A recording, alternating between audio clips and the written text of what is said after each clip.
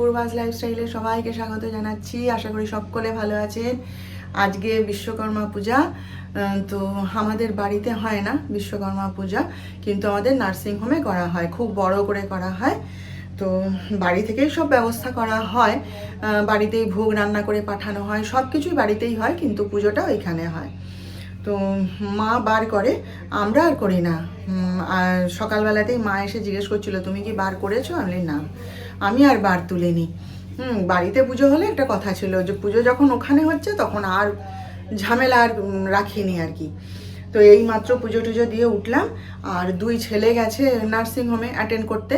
আর doctor সাহেব সকাল থেকে উঠে যত গাড়ি আমাদের বাড়িতে আছে, বড় গাড়ি থেকে ছোট গাড়ি পর্যন্ত, সবকে নিজের হাতে ধুয়ে যাচ্ছে। এই দিনটায় ও আর কাউকে হাত দিতে দেয় না, সমস্ত নিজের হাতে ধোবে, পরিষ্কার করবে, তারপর চান করে পুজো করবে। তো যাই হোক, আমি এই মাত্র পুজো সেরে ঠেরে উঠলাম, এখনও জলখাবার খাইনি, ওই প্রসাদটা একটু মুখে দিয়েছি, দিয়ে সুগারের ওষুধটা, প্রেশারের ওষুধ এই সমস্ত খেলাম আর কি। তো যাই হোক, চলুন আজকে থেকে দিনটা শুরু করলাম, আপনারা সঙ্গে থাকুন, দেখতে থাকুন। বেলায় মা এসে এই যে বিশ্বকর্মা পুজোর প্রসাদ দিয়ে গেছে। আমি এখান থেকে একটা লুচি আর একটু পটল ভাজা মুখে দিলাম, আর তো আমার কিছু খাওয়া নেই এখানে, থাক যিশু এসে খাবে। মা এক্ষুনি দিয়ে গেল। আমার কেরালা কটন এসে গেছে, আমি অনলাইনে অর্ডার করেই কিনে নিলাম। আমার একটা ছিল, দাঁড়ান দেখাচ্ছি, এই যে দেখুন, আমার এই কালারের কেরালা কটন ছিল, কিন্তু ওরা যে রঙটা বলছে না সেটা তো ম্যাচ করছে না, আর ভেবেছিলাম এটা পরেই চালিয়ে দেবো। তারপর দেখলাম সবাই যখন এই রঙের পরছে, এইরকম পরছে, সেটা বলি থাক তাহলে একটা দিন পরবো, আর অত একটা কেরালা কটনের জন্য অত কিন্তু করে লাভ নেই, সেই জন্যে এই শাড়িটা কিনলাম। এবারে কেরালা কটন পরা খুব দেখছি আমি, মানে একটা স্টাইল উঠেছে, যা ভিডিওতে মানে ফেসবুকেই বলুন বা আমাদের এখানেই বলুন, যাকেই দেখছি অনুষ্ঠান হচ্ছে কেরালা কটন পরছে। এবারে বোধহয় এটা স্টাইল উঠেছে। যাই হোক, আমি একটা এরকম কিনে নিলাম, ফলস পাটটা নিজেই বসিয়ে নেবো, এখন তো আর কেউ বসিয়ে দেবে না। এটা আমাদের অনুষ্ঠানের একটা দিন পরা হবে আর কি।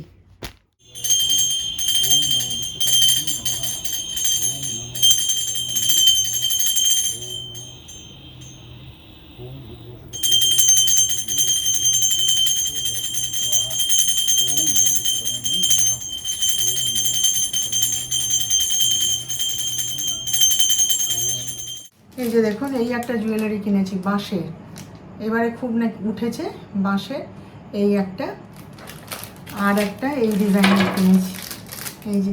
কিন্তু আমার মুশকিলটা হচ্ছে কি জানেন, আমি এই যে ঝোলা দুল তো আমি কখনো পরি না, তো আমি যেটাই কিনি এই ঝোলা দুলগুলো না আমাকে ফেলে দিতে হয়। আমার তো ঝোলা দুল মানায় না, আর আমি পরিও না, সেই জন্যে আমার মানে এগুলো কিনলে এই দুলটা মানে লসে যায় আর কি, ফেলে দিতে হয়। আর এই যে একটা কাজল কিনেছি, শেষ হয়ে গেছিলো, একটা লাল টিপের পাতা, আর এই যে এই দুলগুলো কিনেছি দেখুন শাড়ির সাথে ম্যাচ করে, এই যে একটা হলুদ রঙের, আর এই একটা সবুজ রঙের, আর এই একটা কালো রঙের, এইগুলো কিনেছি। আর নেল পলিশ কিনেছি। আমি প্রত্যেক বছর আগে আপনাদেরকে আমি নেল পলিশের কালেকশন একবার দেখিয়েছিলাম, তো এখন আর সেসব আর রাখি না, হ্যাঁ, সেসব শেষ হয়ে গেছে। এখন এই কিনে আনি, এই যে একটা সবুজ রঙের কিনেছি, একটা লাল, এইরকম কিনে আনি, এগুলো শেষ হয়ে গেলে আবার নিয়ে আসি, আর জমাই না। এই একটা পিঙ্ক কালারের মতন কিনেছি, আর এই একটা কালার, এই কালারটা পছন্দ হলো, আমি ঠিক আছে আরেকটা নিয়ে নিচ্ছি, ব্যাস এই কিনেছি। আর যে জিনিসটা কিনেছি জানেন, এখানে সবার গলায় না আমি এই জিনিসটা দেখছি, আমি ভাবতাম বুঝি পুরী টুরিতে গেছিলো, গিয়ে ওরা কিনে এনেছে। আমার বন্ধুদেরও জিজ্ঞেস করেছি, বলে ও পুরীতে যায় গিয়ে কেনে, এখানে কোথায় পাবি? তো আজকে সেই দাদার দোকানে এই যে পেয়ে গেছি দেখুন। আমার যেটা কি ভালো লাগছে না এটা, তবে আমি যার গলায় দেখেছি বিশেষত, তার গলায় আরও সুন্দর, এই যে দুলটা, এই দুলটার চারপাশ দিয়ে সাদা পুঁথির কাজ করা, তো সেরকম পেলাম না। পেলে পর যদি পাই আমি আবারও কিনবো এই জিনিসটাই। আমার এত ভালো লেগেছে, আমি দাদাকে বলছি, বলে ও সবাই নিশ্চয়ই আপনাকে বলেছে যে পুরী থেকে কিনে টেনে নিয়ে এসছে। আমি বলি হ্যাঁ, আরও অনেক রকম ডিজাইনের ছিল, তো আমার এইটা পছন্দ হলে আমি এইটা কিনেছি। এবার এটা এখানে সবার গলায় দেখছি, জানেন, এটা আমার শাড়ির সাথে ম্যাচ করে যাবে। আরও কিছু কিনেছি জুয়েলারি, সেগুলো আর দেখালাম না, থাক, যখন শাড়ি পরবো তখন আপনাদের দেখাবো, ঠিক আছে? এইগুলোই কিনে নিয়ে এসছি আর কি। ও, আর একটা জিনিস আমি কিনেছি, সেটা আপনাদেরকে দেখানো হয়নি, চলুন ঘরে যাই, গিয়ে দেখাই। হ্যাঁ, দেখুন এই ব্যাগটা সেদিনকে গিয়ে কিনে এনেছি। আপনাদের সেদিনকে বলছিলাম না যে আমি শ্রী লেদার্সে গিয়ে এরকম ব্যাগ দেখে এসেছি, ভালো, আমি কিনবো। তো সেদিনকে আমি আর আমার ছেলে গেছিলাম, ও পাশে ওই কাজ ছিল একটুখানি, তো সেখান থেকে এই যে ব্যাগটা কিনে এনেছি। আমি লাল রঙের দেখছিলাম, এগুলো নেই আর, জানেন, একটা শুধু নীল, একটা এই কালার, আর একটা লাল পড়ে আছে। আরও সব নতুন নতুন ডিজাইনের ব্যাগ এসছে, কিন্তু তখন তাড়াহুড়োয় ছিলাম বলে আর দেখা হয়নি। পরে আবার একদিন যাব, গিয়ে কিনবো। পুজো কি আর এখন শেষ হয়ে যাচ্ছে? এখন তো চলবে, তাই না? আমার এটা দরকার ছিল রাফ ইউজের জন্য, তো এই আমার ছেলে এই কালারটা পছন্দ করে দিয়েছে। আমি লাল রং দেখছিলাম, বলে না আমার লাল না, তুমি এইটা নাও। এই যে এই কালারটা নিয়ে এসেছি, ভালো আছে। পুজোর ব্যাগও হয়ে গেল, ব্যাস। তাহলে উঠে আজকে বিছানা তুলতে তুলতে ডাক্তার সাহেব জিজ্ঞেস করছে, বলো তো এই পুজোর সময়টা এলে কার কথা সব থেকে বেশি মনে পড়ে? আমি অবশ্যই বাবার কথা। বলে হ্যাঁ, আমারও বাপের কথা খুব মনে পড়ে, জানো, সবারই মনে পড়ে, তাই না বলুন? এই মহালয়াটা যা শেষ হবে, ব্যাস আমার বাবা ছটপট ছটপট করতে শুরু করতো, কখন মেয়ে বাড়ি আসবে, কখন মেয়ে বাড়ি আসবে, তুই কবে আসবি, তুই কবে আসবি, ফোন করতো। তারপরে কোনো বার নিজেই নিয়ে আনতে আসতো, আর যখন অসুস্থ হয়ে পড়লো আর আসতে দেওয়া হতো না, তখন ভাই এসে নিয়ে যেত, কি আমাকে ডাক্তার সাহেব গিয়ে বাড়ি গিয়ে আমাকে আর যিশুকে পৌঁছে দিয়ে আসতেন।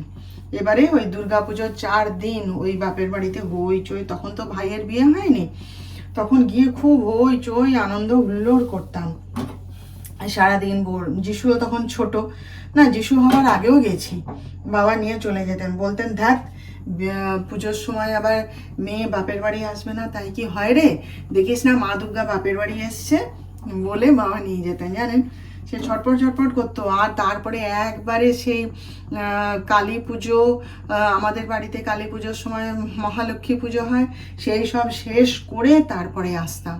তারপরে যখন আবার জগদ্ধাত্রীর মেলা শুরু হলো, তখন আবার মা আটকে দিত, বলে দাঁড়া না, মেলা দেখে তারপরে যাবি, শোভনকে ফোন কর, বলবি বল মেলা দেখে যাচ্ছি, বলে একদম মেলা টেলা দেখে সে বোঝাই করে জিনিসপত্র নিয়ে সঙ্গে করে আসতাম, জানেন। আর তারপরে বাড়িতে গেলে কত রকমের খাবার, আমি এই খাই, আমি ওই খাই, সেই খাই, বাবা পছন্দ করে করে নিয়ে আসতো। আমি মাছ খেতে খুব ভালোবাসি, তো এবার এমন অনেক মাছ আছে যা এদের এখানে এরা খায় না, আমার বাপের বাড়িতে খায়, বাবা সেই সব মাছগুলো নিয়ে আসতো, জানেন, তখন তো সুগার ছিল না। চুনা মাছ খেতে খুব ভালোবাসতাম, এখানে পাওয়া যায় না, ওখানে চুনা মাছ ভরে ভরে পাওয়া যায়, বাবা এবারে মুঠো মুঠো নিয়ে আসতেন।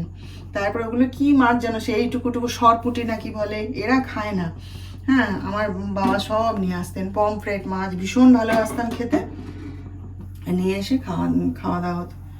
বলতো যে বাড়ির মেয়ে বাড়িতে এসছে, খাওয়া দাওয়া তো হবেই, এখন আর কোনো উপোস কাপাস কিছু নয়, এরকম বলতো, জানেন। তারপরে আর এই পুজো মহালয়ার আগে বাবা আসতেন, মা কোনো বার সঙ্গে আসতো, আর বাবা আসতো, এসে সেই রাস্তা থেকে চিৎকার করতো, জানেন, আমার নাম ধরে, ও পুতুল করে চিৎকার করে ডাকতো, তাহলে দৌড়ে বেরোতাম। হ্যাঁ, মানে বাবা আসছে মানে আমার শ্বশুর বাড়িতে একটা বেশ মানে সাজো রব পড়ে যেত, যে এই যে বাবা আসছে, মেয়ের জন্য পুজোর বাজার করে নিয়ে আসছে। বাবা আসতো, ব্যাগ ব্যাগ ব্যাগ ব্যাগ, কত ব্যাগ, নামছে, আমি বাবা এত কি এনেছো, হাসতো, দাঁড়া না। সে তখন তো শাড়ি পরতাম, তখন তো চুড়িদার পরতাম না, শাড়ি মানে কত রকমের শাড়ি, আমার খাটটা পুরো ভর্তি হয়ে যেত, জানেন তো, এত রকমের শাড়ি, নাইটি, মা আবার নাইটি পাঠিয়ে দিত সব, আর ডাক্তার সাহেব ভর্তি করে দিয়ে বাবা চলে যেত। আর ডাক্তার সাহেব বলতেন, ব্যাস তুমি কাজকর্ম ছেড়ে দাও, এবার ওর মাঝখানে বসে থাকো, চারিদিক সাজিয়ে, এরকম করে সময় পিছনে লাগতো। একবার এবার তো মা এসছে, বাবার সাথে সব পুজোর জামা কাপড় জিনিসপত্র, নাতির জন্য জামা কাপড় সব ভর্তি করে দিয়েছে। এবার মা আমার জন্য কতগুলো ব্লাউজ কিনেছিল, ম্যাচিং ব্লাউজ না, এমনি ব্লাউজ, তখন তো শাড়ি পরতাম বললাম না, ঘরে পরার, সে প্রায় 7-8খানা ব্লাউজ মা কিনেছে, কিনে এবার নিয়ে এসছে সঙ্গে করে। আর সঙ্গে একটা পোড়ামাটির গণেশ নিয়ে এসেছিলো, বড় গণেশ, সেটা এখনও আমার ঘরে আছে। তো সে কোন একটা মেলায় গেছিলো, তখন মা কিনে এনেছিল আমার জন্যে। তো সেই এসে মা সে ব্লাউজ আর খুঁজে পায় না, গণেশটা হাতে দিল, দিয়ে মায়ের খুব মন খারাপ, বলে হ্যাঁ রে বাবা, আমি তো ব্লাউজগুলো ঢুকালাম ব্যাগের মধ্যে, কোথায় গেল বল দেখি, তাহলে কি রাস্তায় পড়ে গেছে? মায়ের খুব মন খারাপ যে ব্লাউজগুলো দেওয়া হয় না। তোর বাবা বলে যাও এখানে গিয়ে মেয়েকে আবার কিনে নিয়ে এসো, আর নাইলে ওর হাতে টাকা দিয়ে দাও, ও কিনে নেবে। তো যাই হোক, তবু হাতে করে নিয়ে এসেছিলো, মন খারাপ, তার সে তো আর খুঁজেই পাওয়া গেল না। তারপরে মা বাড়ি চলে গেছে, যাওয়ার পর আমি সেই গণেশটা তুলেছি, না ডাক্তার সাহেব এসছে, এসে গণেশটা বলছে বাহ ভারী সুন্দর তো গণেশটা, কোথায় পেয়েছে বলে গণেশটাকে তুলেছে, দেখে সেই গণেশের পেটের ভেতর ব্লাউজগুলো গোঁজা হয়ে আছে। আর ঠিক সেই মুহূর্তেই আমার মা ফোন করেছে, বলে হ্যাঁ রে মা, পেলি ব্লাউজগুলো পেলি? আমি তো ঘরে কোথাও খুঁজে পেলাম না। তাই বলি হ্যাঁ পেয়েছি। তো এইসব কথাগুলো মানে পুজোর সময় এলে মনে পড়ে আর কি, বুঝলেন তো। তো আপনারা এখন বলতে পারেন হ্যাঁ পুজোর সময় পাও না বলে কি মনে পড়ে, অন্য সময় মনে পড়ে না, সেটা কথা নয়, আমি অকেশনের কথাটা বলছি আর কি।